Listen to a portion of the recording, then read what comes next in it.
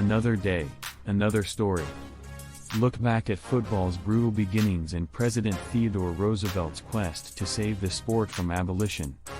At the turn of the 20th century, America's football gridirons were killing fields. Welcome to Tabo Eminent Channel. The college game drew tens of thousands of spectators and rivaled professional baseball in fan appeal, but football in the early 1900s was lethally brutal, a grinding, bruising sport in which the forward pass was illegal and brute strength was required to move the ball. Players locked arms in mass formations and used their helmetless heads as battering rams. Gang tackles routinely buried ball carriers underneath 1.5 tons of tangled humanity. With little protective equipment, players sustained gruesome injuries, wrenched spinal cords, crushed skulls and broken ribs that pierced their hearts. The Chicago Tribune reported that in 1904 alone, there were 18 football deaths and 159 serious injuries, mostly among prep school players.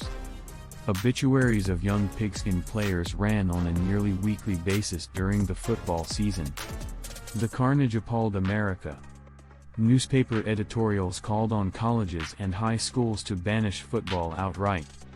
The once athletic sport has degenerated into a contest that for brutality is little better than the gladiatorial combats in the arena in ancient Rome, opined the Beaumont Express. The sport reached such a crisis that one of its biggest boosters, President Theodore Roosevelt, got involved. Although his nearsightedness kept him off the Harvard varsity squad, Roosevelt was a vocal exponent of football's contribution to the strenuous life, both on and off the field.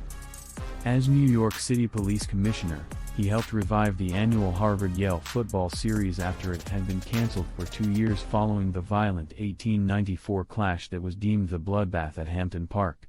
His belief that the football field was a proving ground for the battlefield was validated by the performance of his fellow Rough Riders who were former football standouts.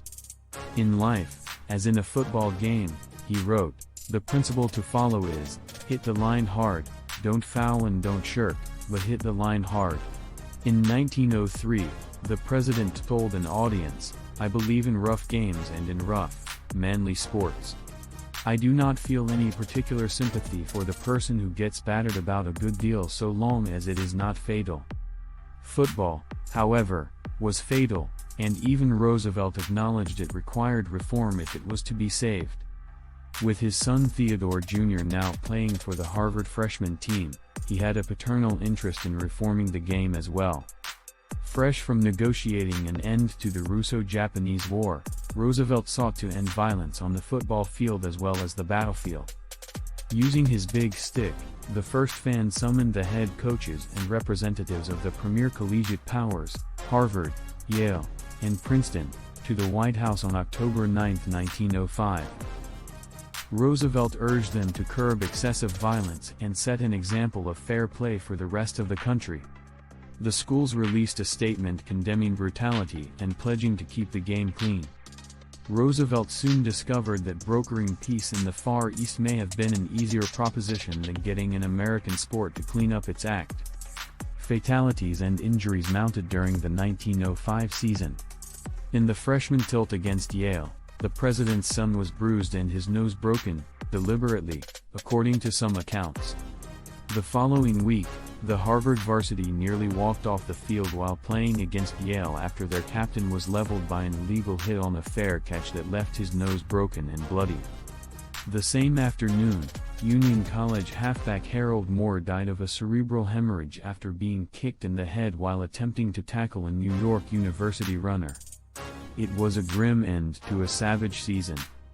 In what the Chicago Tribune referred to as a death harvest, the 1905 football season resulted in 19 player deaths and 137 serious injuries.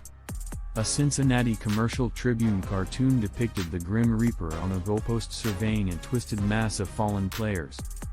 Following the season, Stanford and California switched to rugby while Columbia, Northwestern and Duke dropped football. Harvard President Charles Eliot, who considered football more brutalizing than prizefighting, cockfighting or bullfighting, warned that Harvard could be next, a move that would be a crushing blow to the college game and the Harvard alum in the Oval Office. Roosevelt wrote in a letter to a friend that he would not let Eliot emasculate football, and that he hoped to minimize the danger without football having to be played on too ladylike a basis. Roosevelt again used his bully pulpit. He urged the Harvard coach and other leading football authorities to push for radical rule changes, and he invited other school leaders to the White House in the off-season.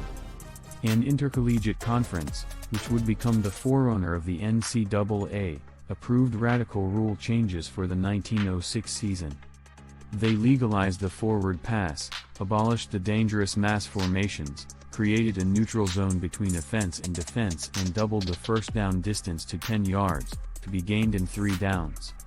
The rule changes didn't eliminate football's dangers, but fatalities declined, to 11 per year in both 1906 and 1907, while injuries fell sharply.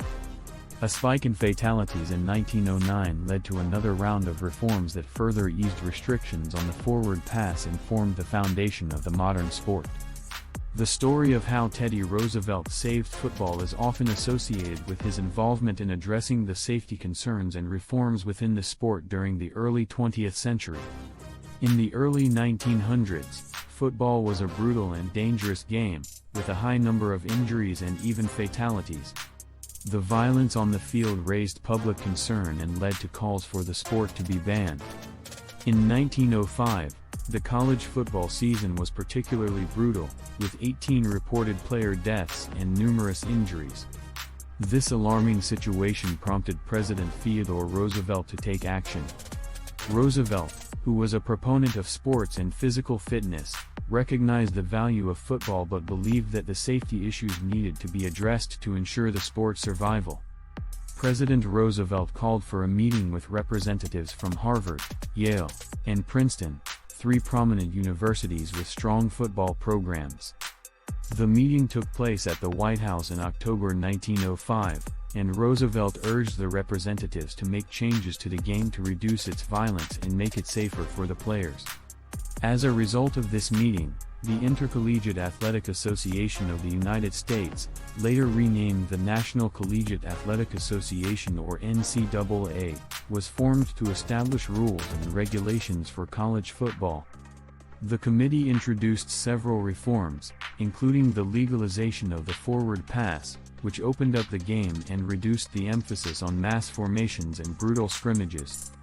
These changes, influenced by Roosevelt's intervention, helped transform football into a safer and more enjoyable sport. The reforms not only saved football from potential extinction but also paved the way for the modernization and popularity of the game. Teddy Roosevelt's role in addressing the safety concerns of football earned him a place in the history of the sport as the man who saved it. The story of Teddy Roosevelt and football doesn't end with the 1905 meeting. Roosevelt's influence extended beyond that initial intervention, and he continued to advocate for safety and reforms in football. After the 1905 meeting, the sport did see immediate changes in rules and regulations to make it safer. The introduction of the forward pass was a pivotal change, as it reduced the constant, brutal scrimmages that often resulted in serious injuries. Additionally, new rules were implemented to open up the game, discourage dangerous tactics, and promote player safety. Roosevelt's commitment to football safety persisted. In 1906, he further pressed for reforms, emphasizing that the changes made were not enough. He even threatened to ban the sport if stronger measures were not taken to address safety concerns.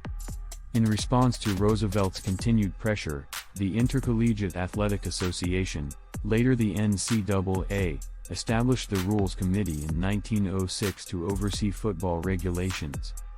Walter Camp, a key figure in American football history, was appointed as the committee's chairman. The committee worked on refining and implementing additional rule changes to make the game safer. The reforms led to the standardization of the number of players on the field, the introduction of neutral zones, and stricter enforcement of penalties for dangerous plays. These changes collectively contributed to a safer version of the game while preserving its competitive and entertaining aspects. Teddy Roosevelt's involvement in the reform of football had a lasting impact, not only on college football but also on the sport at the high school and professional levels. The changes helped shape football into the game we recognize today, with a focus on safety, strategy, and skill. Roosevelt's dedication to preserving football as a sport that promotes physical fitness and teamwork played a crucial role in its evolution and enduring popularity. While Teddy Roosevelt's role in football reform was crucial, it's essential to note that the changes in the sport were part of a broader movement for safety and standardization. Roosevelt's intervention prompted immediate action, but it was a collaborative effort involving various stakeholders. In 1906, the Intercollegiate Athletic Association officially implemented the forward pass, legalizing a tactic that would help reduce the violent mass plays that characterized the game. This change not only made the sport safer but also added a new dimension to strategy and gameplay. Walter Camp, often referred to as the father of American football, played a significant role in shaping the rules during this period. As the chairman of the Rules Committee, Camp worked to refine and codify the rules, contributing to the transformation of football into a more structured and less dangerous sport. The reforms weren't limited to rule changes, there were also efforts to improve protective equipment. The introduction of the forward pass and other rule adjustments encouraged a shift toward a more open and dynamic style of play, reducing the reliance on brute force. In subsequent years, ongoing discussions and modifications to the rules continued to refine the sport. The focus on safety prompted the development of helmets and other protective gear, further mitigating the risk of serious injuries. Roosevelt's impact extended to the national conversation about sports, physical fitness, and the role they played in shaping the character of individuals. His advocacy for a safer version of football reflected a broader interest in promoting healthy, competitive activities that could contribute to the well-being of the nation's youth. In summary, while Teddy Roosevelt's meeting in 1905 was a pivotal moment, the evolution of football involved a collective effort by various individuals, committees, and institutions. The combination of rule changes, the legalization of the forward pass, and ongoing efforts to prioritize player safety helped shape American football into the modern sport we know today. Thanks for watching. Request you to subscribe the channel.